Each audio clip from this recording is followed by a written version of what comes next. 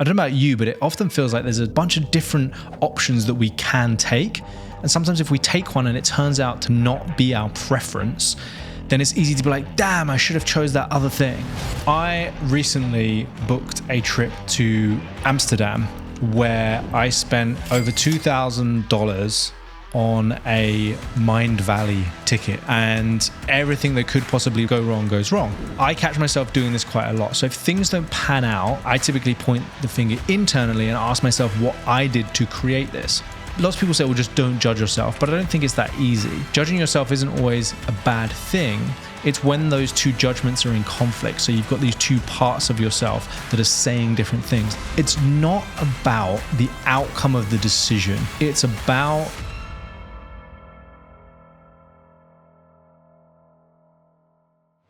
Have you ever booked a trip that you were really excited about, but it turned out to be the trip from hell? I want you to think about that. And I want you to think about, how did you judge yourself when that trip wasn't going the way you planned? Like, what did you say to yourself in your head? And did you maybe blame yourself in some way for some of the decisions that you made? Welcome back to the Creative Courage podcast. If you are new here, my name is Matt Essam, and this podcast is all about building a creative business that gives you freedom, fulfillment, and financial stability. I recently booked a trip to Amsterdam where I spent over $2,000 on a Mindvalley ticket. Now, if you don't know what Mindvalley is, it's basically a conference of entrepreneurship and wellness and things like that. And so I'd heard a lot about this conference and I'd heard lots of good things about the community. And so I decided to come out here and see what it was all about. And I was pretty excited because I was excited to learn from people that I'd been following for quite a while who were speaking. I was excited to connect with other entrepreneurs who I thought would be open-minded and just great people to meet, basically.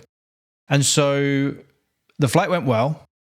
I'd actually spent the previous week in Warsaw visiting a friend, and I had an amazing time. So I was kind of on a bit of a high, and I thought, this is going to be even better. This is going to be the next level to my trip. And so I landed in Amsterdam, and flight was absolutely fine, but I get to passport control, and before I even get there, I see this queue kind of like meandering through the airport, and I'm like, what is going on here? Surely this isn't a queue to get out of the airport. But it was a queue for passport control.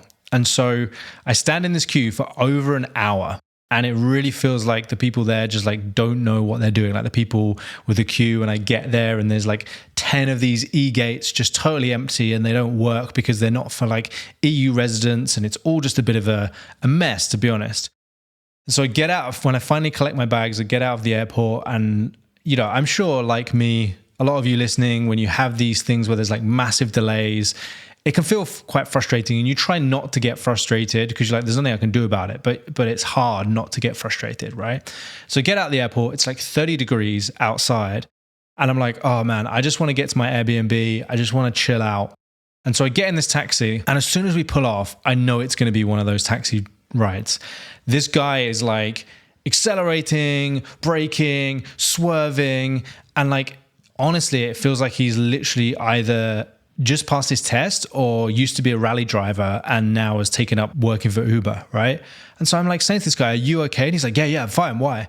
Like, I don't know if he was on something or what, but it was like the scariest 15-minute taxi drive I've had in a long time. And I've just got back from places like Rio de Janeiro and things like that. So, and I live in Dubai, so the driving out there is pretty crazy, right? And I get to this Airbnb and I'm like, man, like, this is just not a good start to my trip, right? I'm sure you've had these before. Get to my Airbnb, it's 30 degrees outside. The Airbnb has no air conditioning, just like a ceiling fan. And I'm so hot, and all I want to do is just like lay down and chill out, and I just cannot cool down. And so I'm like, it's one of those starts to the trip where it just kind of didn't go as I planned.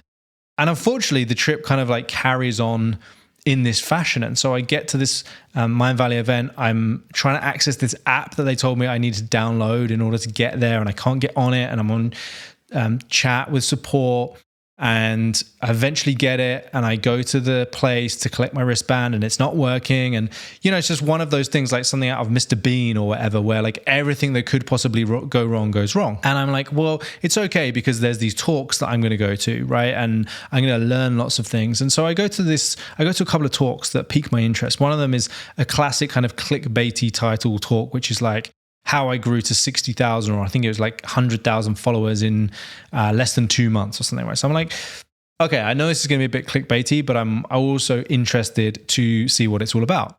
And I go there, and this guy is like using all of these examples of these accounts that he's grown, but it's literally all of the stuff that I hate about Instagram. It's like those reels where someone's just drinking a coffee, and the thing in the reel says like, oh, the one sign you missed that your business is going to fail this year or whatever. So it's like very clickbaity, and you're like, oh, I've got to read it. And then you spend ages reading the caption.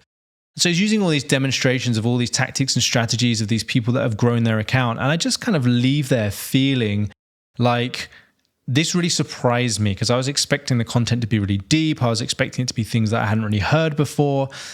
And it just wasn't, right? And the people kind of didn't really seem to be my people. So I was kind of pushing through thinking things are going to get better. Now, luckily, one of my friends, Dan, he actually came out and he messaged me saying, hey, I think you were in Amsterdam. My partner's just been to this Mindvalley thing and she's got a spare ticket, so I'm going to come over. And I was like, amazing. Honestly, if it wasn't for Dan, like it would have been a disaster trip. But luckily it was cool. We hung out together. We joked about the different things. We went for dinner. Dan's a super interesting guy. He's actually been on this podcast. He's a celebrity photographer. So if you are interested in that, listen to that episode. That was really cool. But the rest of the experience was really terrible. And I spent $2,000 on this ticket, right? And I'm sitting there thinking, oh my God, this was such a bad decision. What else could I have spent that $2,000 on? Did I make a bad decision here? And I start kind of like almost beating myself up, or at least questioning my decisions. And I don't know if you do this, but I catch myself doing this quite a lot. So if things don't pan out in the way that I want them to, I'm not the kind of person to like point the finger externally and blame other people. I typically point the finger internally and ask myself what I did to create this. And I've always had this kind of like internal dialogue where I almost feel like sometimes I'm having a bit of an argument with myself. And there's like this part of me that says, look, you need to really squeeze the juice out of this thing. You need to go to like all the networking events. You need to go to the parties. You need to meet people. You should figure out who books the speakers. Who can you get on your podcast? And it's like really, really driving me. And there's another part of me that's like, oh God, I really can't be bothered.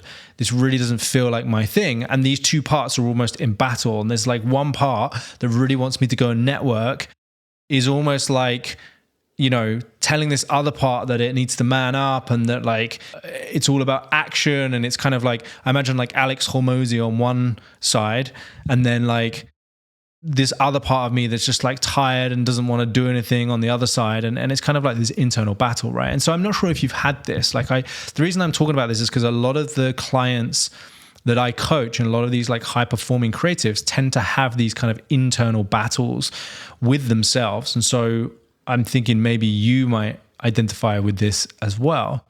And so there was a real turning point for me in this trip where I decided that it wasn't about trying to squeeze more out of the event. It was about accepting the reality of the situation, accepting the decision, and basically like tapping into my authentic self, my kind of intuition, which I've spoken about before, but this feeling which kind of sits, I guess, between like your breastbone and your navel, which is kind of centered, it's grounded. And it's like, what does that version of me really want? Like, what does that version of me really need right now? And that's the kind of version of me that I feel is the most authentic, the most aligned. If I wasn't listening to any of those voices in my head, the one that was telling me to do things, the one that was lazy, like really tap into that and really sit in my body. Like, what does it want? And I listened to it, and it was like, what it wanted was just to like be on my own and just work on things. Like, I've got some really cool things I'm launching in my business right now.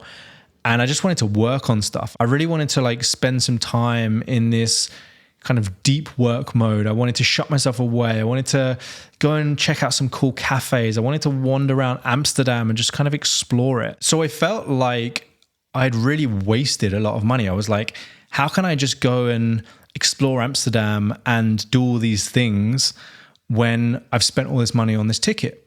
And I realized that it wasn't about the outcome. It wasn't about what am I going to get from this ticket or this event, should I say. It was about the experience and it was about the learning.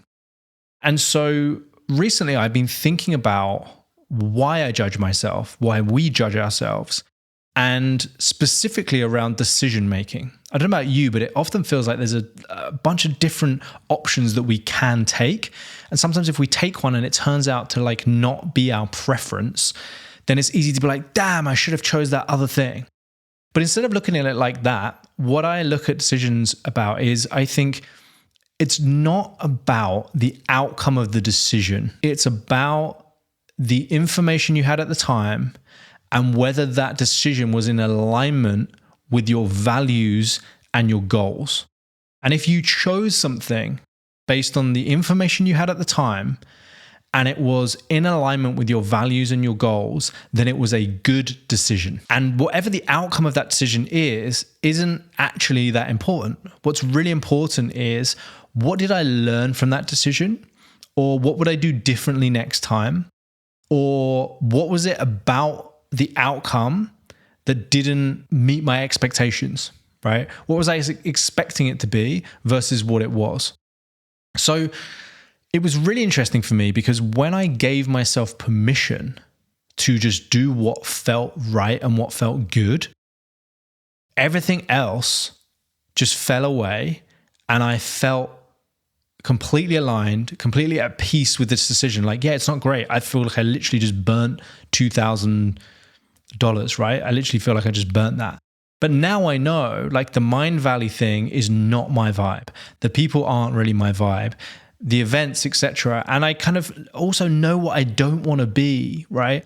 And so it comes back to this idea of like trusting ourselves, trusting our intuition, and trusting our own values. And so the reason I link these two things together is because sitting in that content session, I was like, I could be that person. Like, I'm sure this stuff does actually work. I'm sure this is a way to get 60,000 followers, but I hate it. Like, I hate that feeling. Like, it's clickbaity. It's like the Love Island version of Instagram. It's like the Sun, it's these tabloid papers, get people's attention, get them hooked. But like, are they the right people? Like, do you really want those people following you on social media who are like following that clickbait? Or do you want to attract people who value depth, who value authenticity, who value whatever it is that you value, right? And if you are one of those people posting those things on Instagram, then like that's okay as well, as long as it feels authentic to you and you're doing it because it's in alignment with your values and it's in alignment with your goals, and not because you think it's the strategy that's going to make you more money or get you more followers or whatever. So I just wanted to record this episode for a few reasons. Number one, I know that I'm probably not the only person that judges myself frequently. And I find that judgment typically arises most when we get the outcome from a decision that we previously made. And so changing the way that we judge ourselves, lots of people say, well, just don't judge yourself. But I don't think it's that easy. I think it's about how you judge yourself. And I think judging yourself isn't always bad thing. It's when those two judgments are in conflict. So you've got these two parts of yourself that are saying different things. Like, for me, that's a horrible feeling. It's an internal conflict, and I don't think it's good for us. Like, I don't think it's good for our health. I don't think it's good for our energy. I don't think it's good for anything. Like, I think life is best lived in congruence and in alignment and in flow. And I think when we make peace with our decisions and we get good at making decisions based on our values, based on our goals, and then we just accept whatever the outcome is, good or bad, then life becomes easier, life becomes more peaceful. So that's kind of my message today. That's my little story about Instagram. It might sound about Amsterdam, sorry.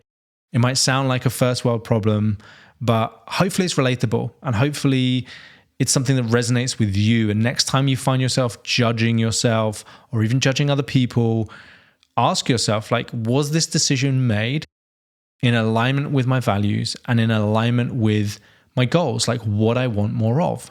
Because if you want something, so you want better clients, but then you make a decision which is saying yes to a client that's not really the kind of client that you want, then yeah, that was a bad decision because it wasn't in alignment with your goals and your values and what you actually want. And so that part of you that kind of judges you and says, that was a bad decision, like you should probably listen to that. But if you say yes to a client that you think is an ideal client and something goes wrong, well, that's not really your fault. It's not a bad decision. It's just you made the decision with the information you had at the time, and it was in alignment with your values and in alignment with what you want. Like, you can't really control the outcome. You can't control how other people behave. So hopefully that's like a valuable and useful decision-making framework, I guess, to think about the next time something doesn't go quite the way you want it to go in your life and in your business. You've been listening to the Creative Courage podcast. My name is Matt Essam. And if you enjoyed this episode, please hit that subscribe button and share it with a friend.